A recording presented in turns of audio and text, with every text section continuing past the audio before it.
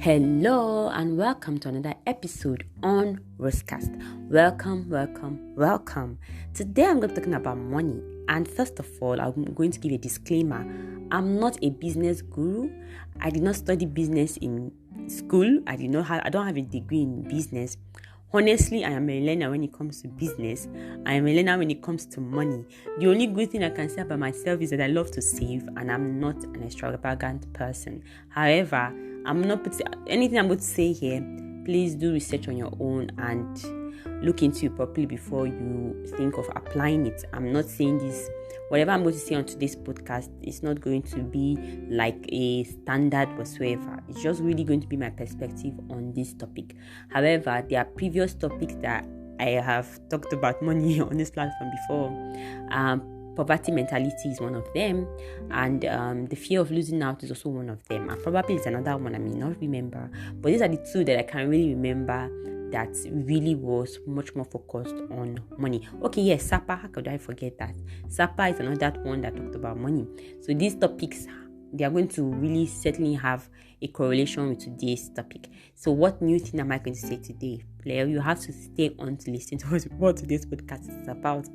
And what inspired this topic was my resolution for this year to do better with money, to understand money better, and to understand my attitude towards money. One of my resolutions this year is really to understand what money is about and how I can handle money in a better way. So that was the inspiration. That was one of the inspiration for today's podcast. Another inspiration for this podcast was there was a status I shared on WhatsApp, and I was like, wealth fits me, and I was just sharing a snippet of my thoughts on an idea about money that is actually very common in our society, and that's what I'm going to talk about on today's podcast. So once again, welcome. And just to add, you know that I'm certainly going to take references from the Bible, so that is going to be my standpoint and my point of view. So I just shared with you a little bit of what inspired today's podcast. So let's ride into today's topic.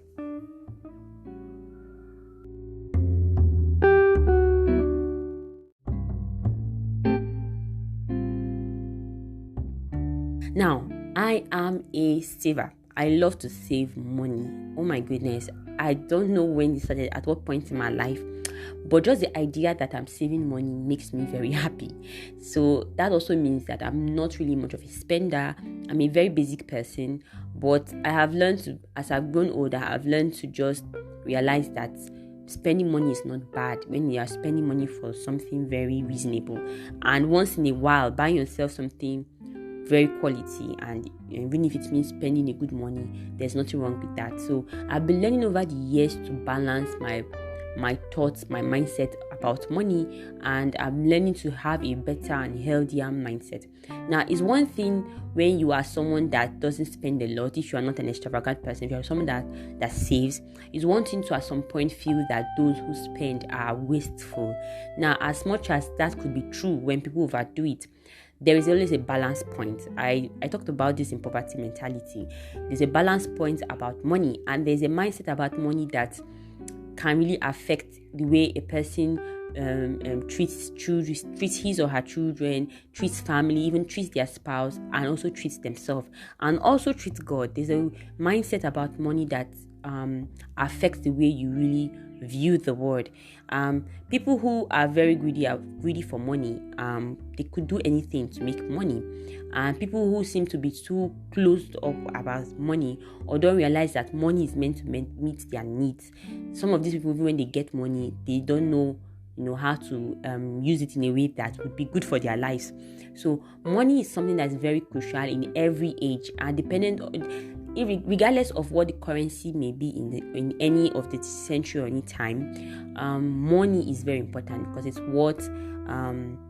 what we need for our day-to-day life activities. In ancient times, when they did things like trade by barter, what they exchanged was a form of just let's say money. It was a type of money when they were using cowries, when they were using gold coins and all that stuff. In future times, maybe things like digital coins are becoming more in vogue. So we don't know what would be the manner of currency in the future. But regardless of whatever the currency would be, money is very important in any time. So money is important for our lives. Is what we need to use, is what we need to spend, is what we need to use to have a sense of livelihood. And your quality of life is also very much dependent on how much money you have. It means that if you don't have enough money to acquire basics, your quality of life will be lower. If you have enough money to acquire basics and have enough money to also acquire wants, the things that you may want, or other luxuries, your quality of life also improves. But this is also still dependent on what you see money as and how your perception about money is. Now, when we go down to things like business, because money is very important when it comes to business, a person who has a proper understanding of money, I believe, will do better when it comes to business than someone that does not have a proper understanding of what money is and what money is meant to do and how to get money and the value of money and how to value money and the amount of value that should be put on money. So all these concepts are very important, and I believe that a young person should understand money. Like, before you get old, before you reach certain age, you need to understand money in order for it to work well for you. I remember in the stats I was sharing that there is an age, like I believe there is an age range that we should learn about money, and it's good for someone to learn about money before they reach a certain age, because when you reach a certain age, it is your attitude towards money that you'll be having more of the effect as you grow older. As a young person, you most probably would have more help from other people compared to when you become an adult. When you get older, when you get to your middle age, at that point, most people are expecting you to contribute, not only collect. So the best time to learn about money is when you don't have more people dependent on you, and except in very dynamic environments where someone has to fend at an early age. If you are not in that scenario, the best time to understand money is when you are young, when nobody's dependent on you, because at that time you can really get tangible knowledge that you can apply. So when you now start having people dependent on you, your attitude towards money has been formed and you can make better decisions about money.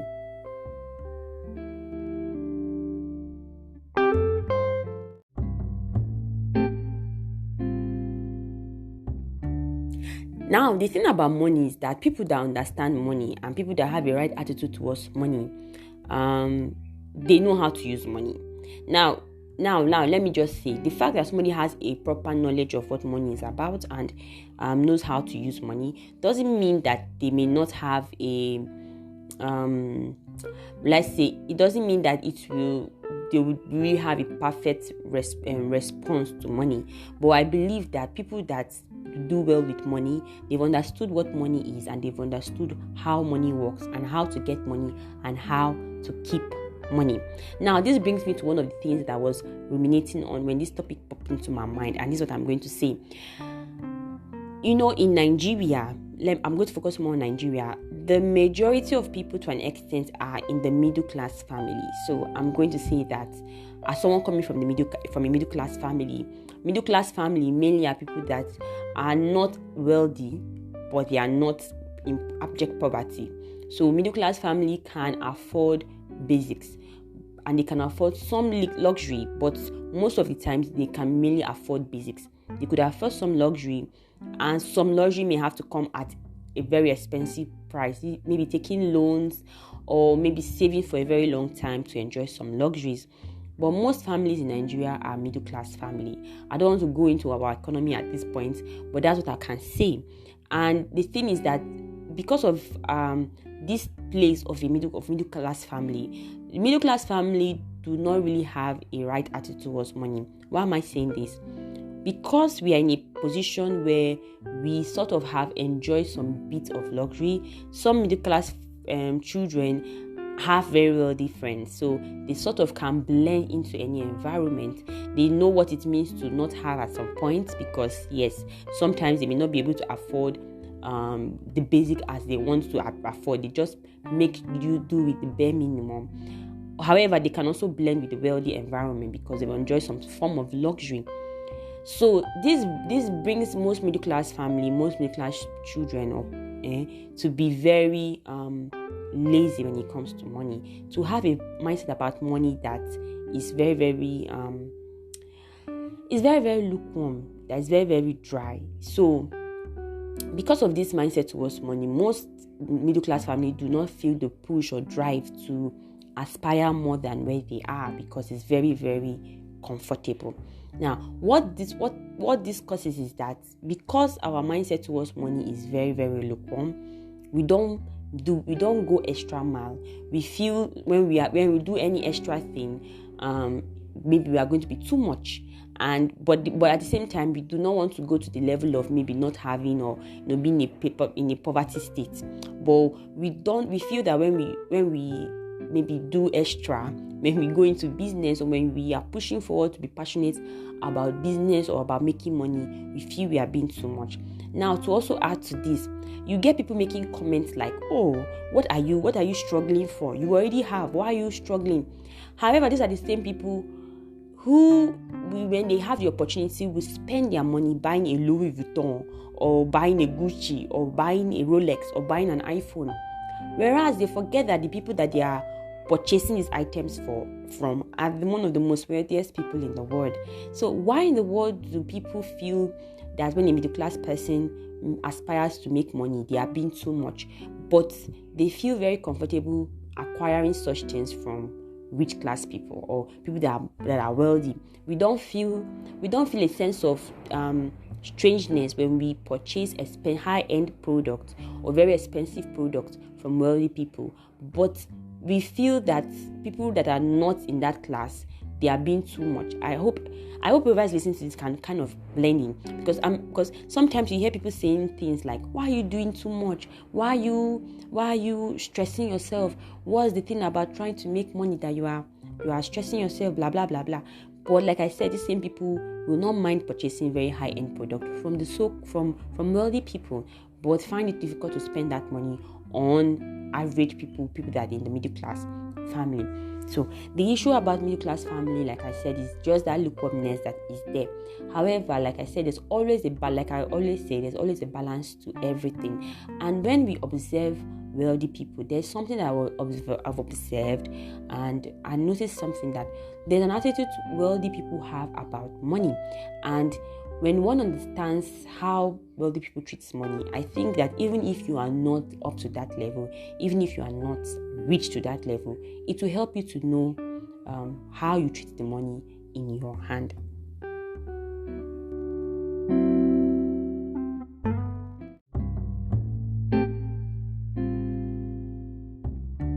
So, what did I observe and how rich people treat money? Now, when rich people purchase high-end products, mind you, most of these things that they are purchasing are not from their the money they need to survive. Like, they won't go use up all their savings to purchase a very high-end product. When they purchase high-end products, they purchase it from what they have left over. It's more like the bulk of whatever they have is still secured. So whatever is left over is enough to buy them high-end products. Now, this is where there's going to be a differentiation between such wealthy people and, like I said before, middle class family. A person from middle class family, in a bid to fit in, could save for a very long time, could use up all their savings to get some high-end product, high-end fashion products, high-end digital product, just to fit in. However, that is all the money that they have had, all the savings that they've had. They may likely not even have any investment. They may likely not even have somewhere that they can source money from. But just to be in vogue, they will get those products. Now, you see these two classes of people handling the same product. Whereas one has enough investment to last them for years, the other does not have anyone to last them. Another thought I was having, I was meditating on the topic, is some wealthy children, they don't even struggle to get some of these products. Like their parents or their uncles or their siblings, whoever is around them, will get them these things without them having to struggle so hard to get it. Whereas you, who may not be in that class, will probably have to source from many people, probably have to do a lot of things to make sure they get that. So one thing about wealthy people is that they cut their coats to their size, and their coat is very big. So because they can afford to cut a big coat, They cut a big coat and enjoy. But when you realize that you cannot cut a coat because it's going to really rob you a lot of what you've had, it helps you to stay within a proper range. Now, what I'm trying to say is this: know how much you have that can be a saving for you. What I mean is this: you can save to buy something, but how much do you have left for a rainy day? It's very important for us to know that as we are spending, we need to have something that can last us for a rainy day. So even if you are bringing out the money to spend, make sure that you have something that is there that you could still go back to. It's very unwise to take out all the things that you have just to purchase a product that, even if it's an investment, that there is nothing to fall back on. So that's one of the things I observe about wealthy people. Another thing I also observe about them is that wealthy families teach their children about business at a very young age. You get to realize that some of these people are into business from a tender age. They're into their father's business. They know what business is about. They know what investment is about. One of the things I have been looking into recently is investment. And one of the things about investment is that it's something that even if you are going to have someone doing it for you, you have to have an understanding about it. Even though now a lot of platforms are coming up to make investments seem easier, to make it accessible for most of us, it still needs a lot of understanding. It still needs you to take some time to really research and know what it is about before you plunge into, because investment is a risk. But imagine someone who has spent 10 years understanding what investment is about, understanding what real estate is about, understanding what it means to put money in certain places, in certain unique places, and get money at a good time, at a good rate. You can't compare such a person to you who does not have much knowledge about it. So wealthy people teach their children about business at a young age, and they involve their children early into business. Now, come down to middle class family. Most middle class families are so focused on education. Now, as much as this is not wrong, this is very good. There is this attitude towards business that most middle class families have that is not very helpful in the long run.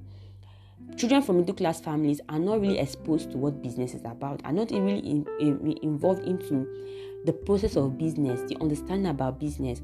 Now, even if the parent is not into business, they could let their children go into environment where they could learn about it. But you realize that most people from middle class families, parents are also include parents, they are very, very protective about their children getting into business. Most times they may not be very supportive about it.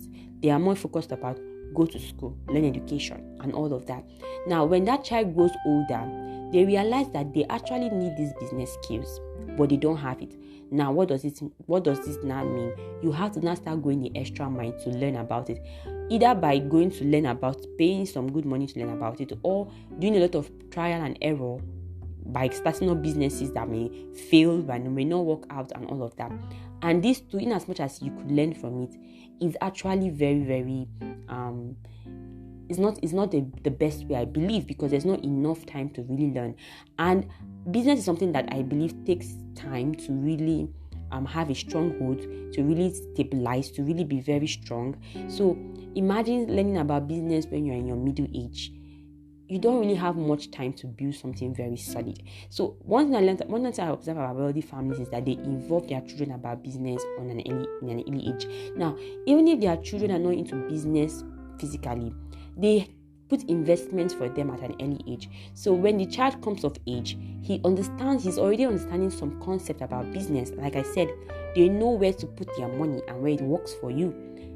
Now, as a middle class family, or as someone who does not have any prior knowledge about business, you may have money, you may have saved money. If you're like me, who is a saver, you may have saved money, but you don't know where to put the money.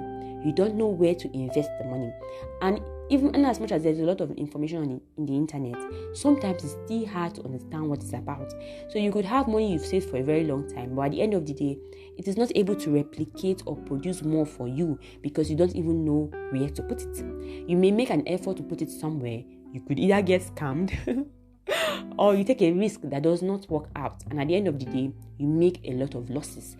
If you already had some important knowledge on time, you could have invested earlier. You could have put it in a much more profitable environment, and your money is able to replicate for you. So these are some of the things that I've observed about wealthy people and middle class family, and what I believe also gives wealthy people an edge over time. But this does not mean that children from wealthy homes all turn out well. This does not mean that some of them are not squanderers, or they don't end up ruining their parents' business. But I think it's still something that most wealthy people try to do, and I think it's something that everyone can learn from, even if you're not from a wealthy family.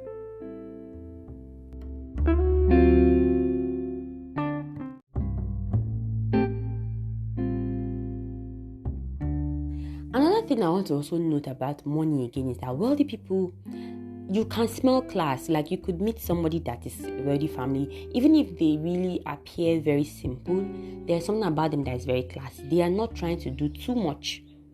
I don't know, I really observed that from people from wealthy homes. You just know they are wealthy. You just know that they are coming from an affluent environment. They don't try to do too much.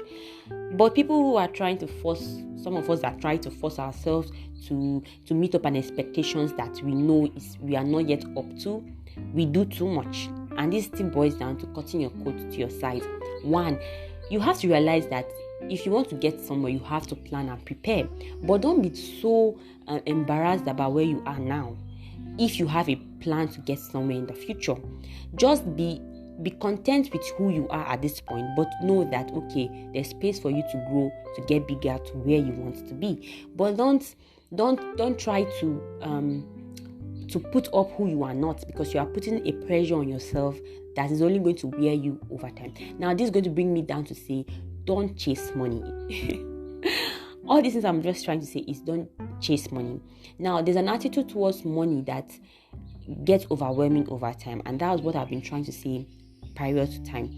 When you don't know what money is or how money works, you live your whole life trying so hard to make money that it can make you a very bitter person when it comes to money. It can make you a very selfish person when it comes to money. It can make you a very desperate person when it comes to money. It can make you someone that can do anything to make money. I think that's just a summary. So, like, when it comes to money, we need to just calm down and understand what it's about, and understand our weakness, and understand our attitude towards money, understand what do I know about money, and read up about money. Now, like I said before, like I made a disclaimer earlier, I'm still learning. I'm just telling you the things that I'm also practicing. I'm currently also practicing as well. Now, in this day and age where a lot of people are into business, a lot of people are very creative, a lot of people are trying to source multiple streams of income to meet up with the demands of our day and age. Many of us young people get into so many very funny activities, all in the name of making money. And then we chase this money. At the end of the day, we don't end up making it. Now, I'm learning that there's an attitude towards money that we need to have. We have to realize that money is meant to meet our need first, before even our wants. Money is meant to meet our need, and God has made it such a way that we are meant to use money to provide for our need. Now, I said it before in one of the podcasts of Think Sapper, and I was like, yes, it's true. When you have money, there's a sense of importance it gives to you. But there's trouble when you wrap out your whole identity around money. Now, when you wrap up your whole identity around money, this is going to really put you in a very desperate position. When you wrap up your whole identity, around money. There's a place in the book of Proverbs, I didn't check out that place, that says that he that is in a haste to make wealth cannot be guilty. Please kindly do check it, but it's in Proverbs, probably in one of the chapter 20s. It says, he that is in a haste to make money cannot be guilty. So another thing I'm learning about money is that you have to be patient with money. You have to be patient when making money. You have to be patient with it. Like, even when you are saving money when you are saving it, you have to be patient for it to grow to the amount that you want. You have to be patient to wait for it to get to the level that you want. So money, you need to be patient with it. Even when you invest in a property, even when you put an investment, you put any money for an investment, there is a time limit for it to grow. There's a time limit for it to get profit. And sometimes there's no even guarantee that you may make profit. There's a possibility there may be a risk attached and you may lose your money. But one of the things I'm learning is that even with investment, you have to be patient with investment in a long term for you to really reap the reward of the investment you have put. So you need to be patient with money, and you have to realize that even if you've put in your effort for something with your money, be patient for it to grow. Another thing again is for you to realize is what is your want and what is your need, and how much are you willing to invest in that want that you want. Is it worth it at this point, or is it better for you to put in that money as an investment, or put it in a savings, or put it in a place that it can be multiplying for you? Another thing is for you to realize that even if you want to acquire a want for yourself, make sure that you don't use all the money that you have at hand to acquire that thing. Even if you want to get a want for yourself, make sure that there is money that you can rely back on when there is need arising. Another attitude towards money is that make sure you have something somewhere that you can always run to. Like, even if at this point, just have a mindset that, okay, the money that's in my saving is not my money for spending. What I have to spend is just what I have at hand.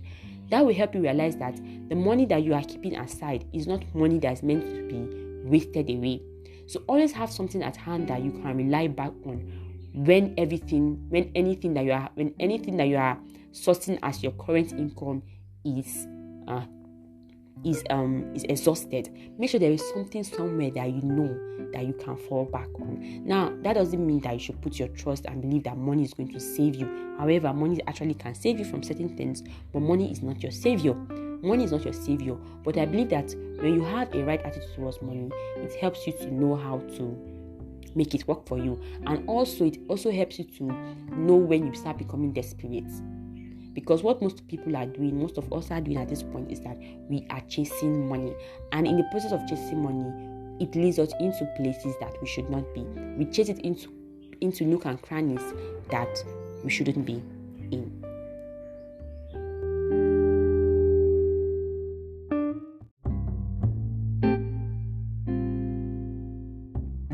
So the place that I mentioned is in Proverbs 28 verse 22. It says that he that hateth to be rich has an evil eye and does not know when trouble will come upon him. I paraphrased.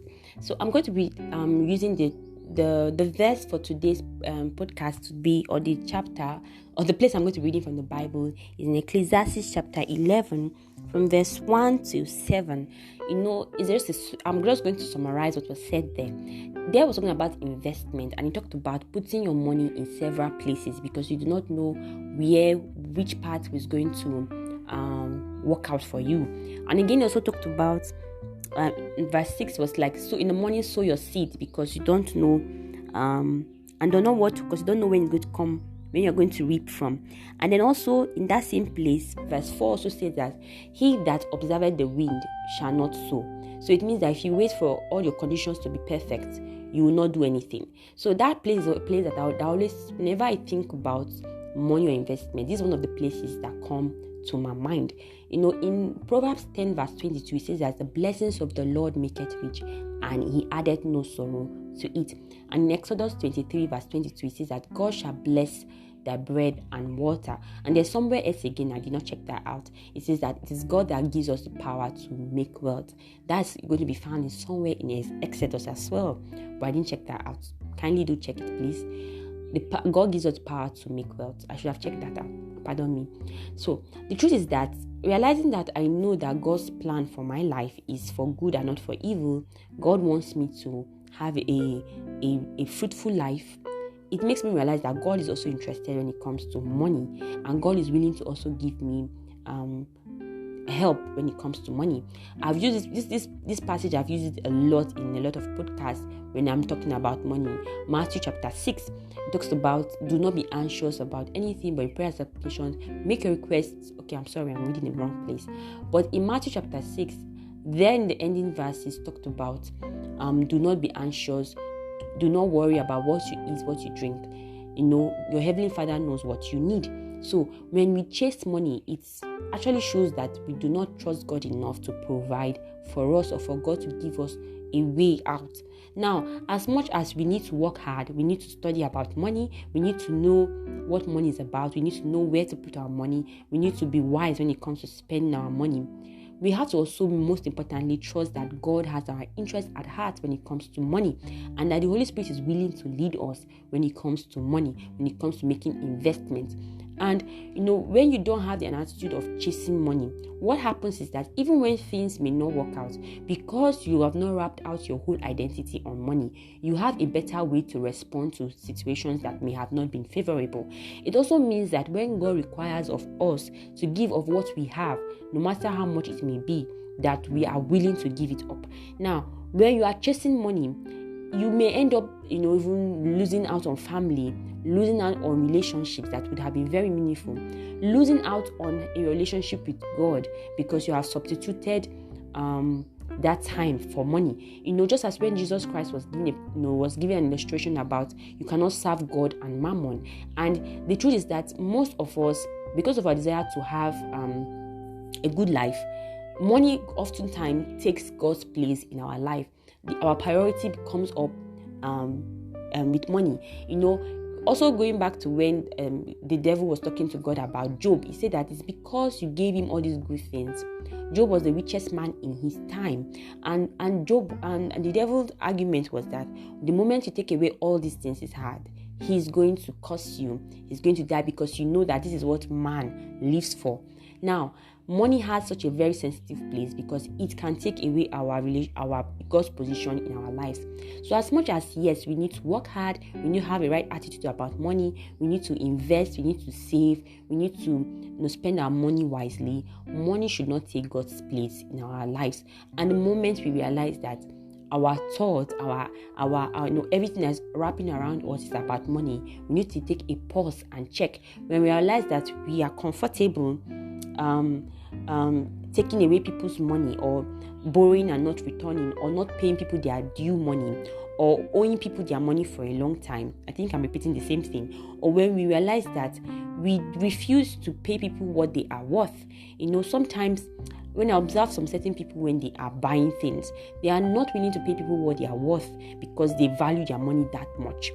Now, if you value your money that much, someone else also values their money that much. So it gives us even the way we treat people. When we have the right, when we see money from the God's perspective, it also helps us to treat people proper. We don't measure people just on the money that they have, but on the quality of who they are. So, like I already said as much as it is important to understand what money is about, it should not replace God in our lives. It should not replace the place of family relationship, of healthy relationships in our lives. There are people who are living a very beautiful life, having a good relationship with God, yet they also allow money to work for them. This also brings to place that there are people that see money as an evil thing. As much as in the Bible, in somewhere in 1 Timothy, it says the love of money. Most people do not realize that the Bible there was saying the love of money, not money itself. It is the love of money that is the root of all evil. I think I will have to check that place. That's in 1 Timothy chapter 3, I believe. I'm with my Bible here, so if you hear me flipping over, yes, that's it. 1 Timothy chapter 3. Let me see. I do think I'm correct. Or if it's not 1 Timothy chapter 3, I think it's 2 Timothy chapter 3 that talked about that. I have to get it. Sorry, I'm doing this when I'm on.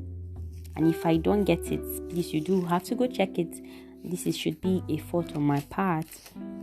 But yes, I'm correct. Okay, 1 Timothy chapter 6 verse 10. It says, "For the love of money is the root of all evil, why some coveted after they have erred from the faith and pierced themselves through with many sorrows." So here was saying that the people have pursued money to the point that they put themselves in troubles they shouldn't have, and they have erred from the faith.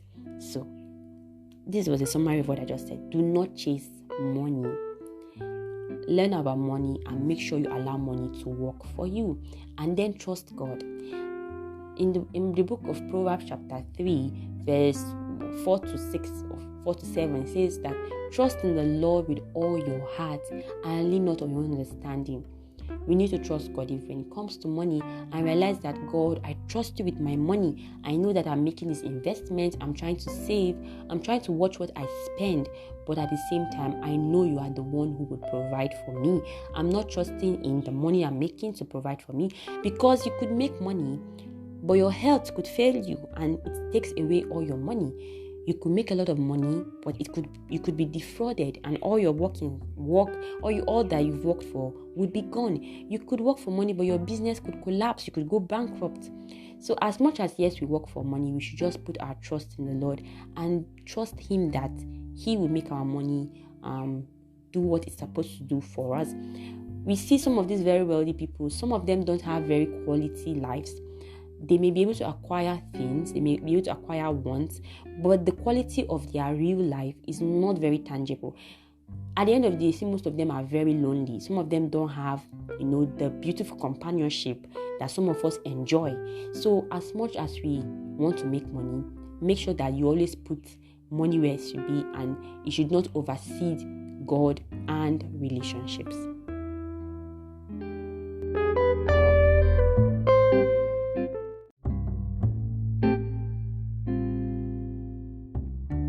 Now, in the beginning of today's topic or today's podcast, I said that I'm a saver, but like I also said in the process of this podcast was that as much as I saved, it doesn't mean that I really had like the complete healthy attitude towards money.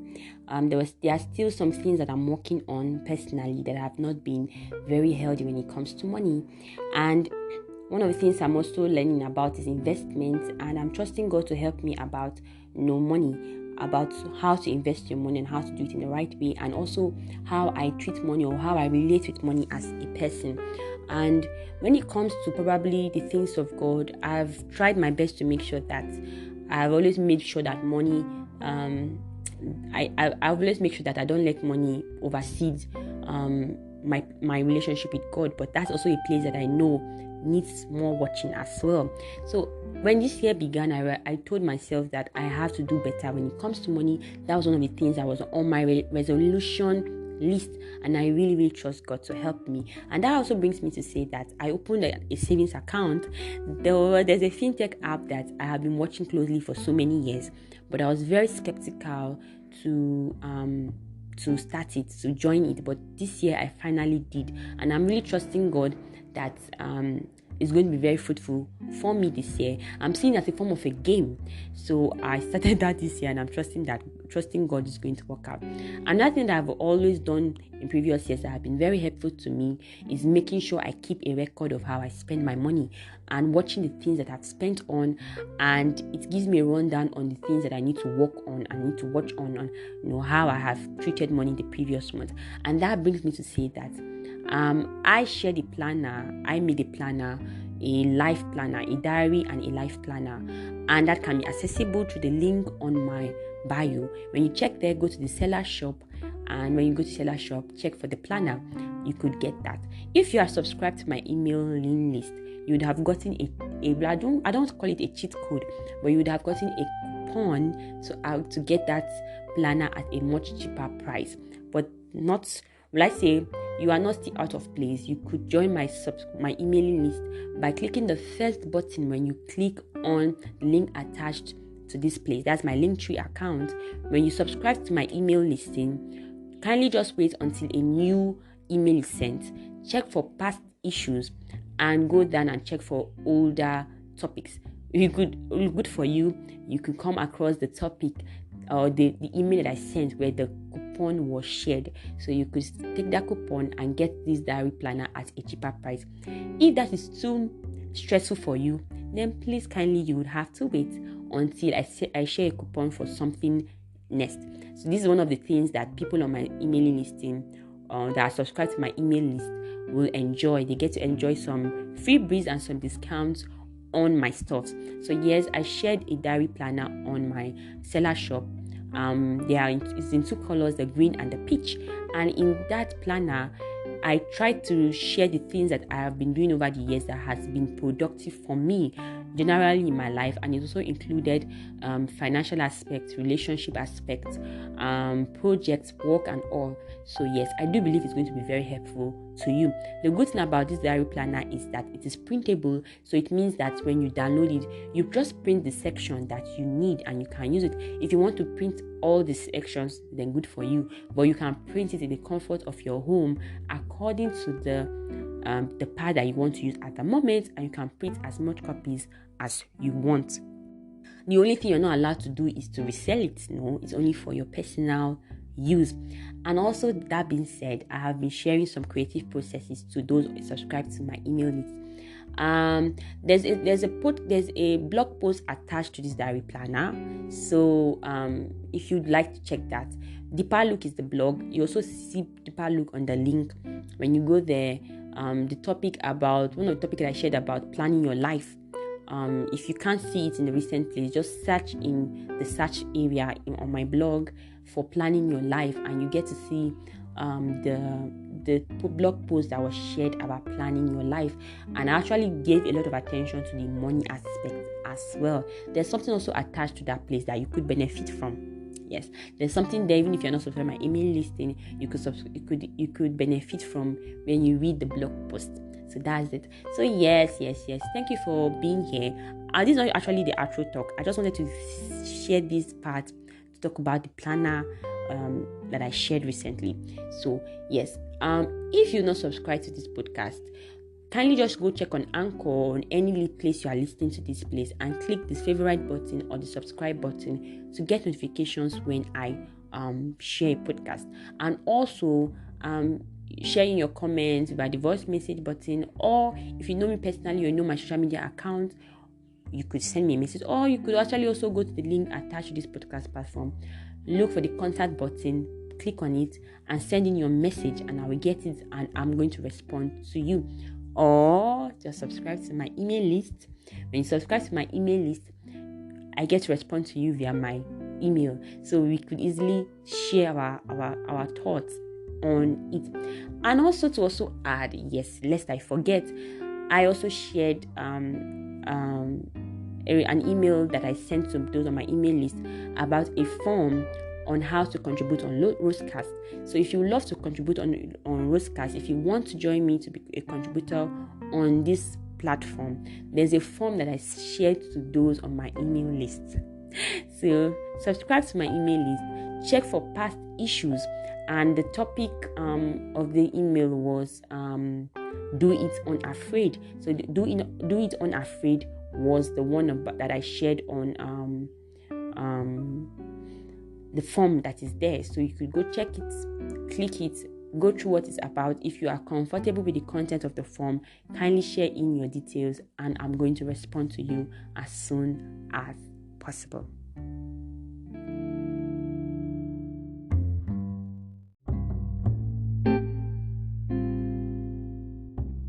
So with that being said, thank you for being here on today's podcast. I said a lot of Bible passages and there were some places that I couldn't quote. Oh my goodness, please do go check them and know where they are said from. I paraphrased some of the verses that I said I quoted, but I'm actually mainly using the King James version. And also, I said I'm not going to apologize again, but let me still apologize in case you're a new listener. If I rambled a lot, if you heard me stuttering, or please forgive me. These are just some of the interesting quirkiness when I'm talking for a very long time. I'm not really a fan of talking for long, but because it's a podcast, I cannot really prevent talking for long. That is why my podcast topics, or let's say any episode I take, are into sections, because I'm not really good at talking for too long. So even when I talk for too long, sometimes I stutter, I ramble, many other things happen. So I'm sorry if that was a bother for you. However, if you enjoy this topic, please do not hesitate to share it to other people, to like it, to anything that you could do to it. But most importantly, share it to others so they can be blessed. And importantly, I would love to also hear your comments on them. And please do not forget to check the link attached to this podcast platform. Just simply go to the main page of this podcast platform, where my bio and every other where the short form of this podcast, or the outline, the tagline, where the tagline of this podcast is. The link attached to this podcast platform will lead to a very, very interesting space that I am in, and I would love to get your contributions. I would love to get you contacting. I would really love to engage with you, because yes, that would be very interesting to hear what you have to say about today's topic. So with nothing being left said, until next time on Rosecast, stay safe and God bless. Bye bye.